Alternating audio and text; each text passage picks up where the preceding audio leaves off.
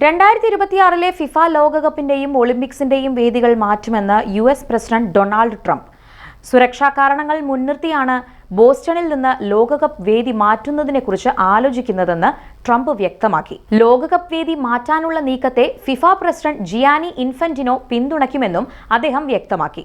ആരെങ്കിലും മോശമായി പ്രവർത്തിക്കുകയും സുരക്ഷിതമല്ലാത്ത സാഹചര്യങ്ങളുണ്ടെന്ന് എനിക്ക് തോന്നുകയും ചെയ്താൽ ഞാൻ ഫിഫയുടെ തലവനായ ജിയാനി ഇൻഫന്റിനോയെ വിളിക്കും.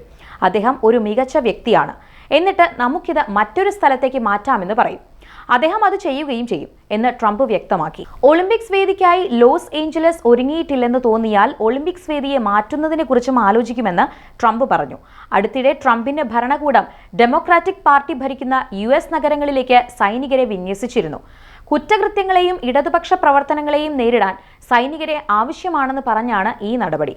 അതിന് പിന്നാലെയാണ് ഇപ്പോൾ ബോസ്റ്റണിൽ നിന്ന് ലോകകപ്പ് മത്സരങ്ങൾ മാറ്റുമെന്ന് ട്രംപ് ഭീഷണി മുഴക്കുന്നത്.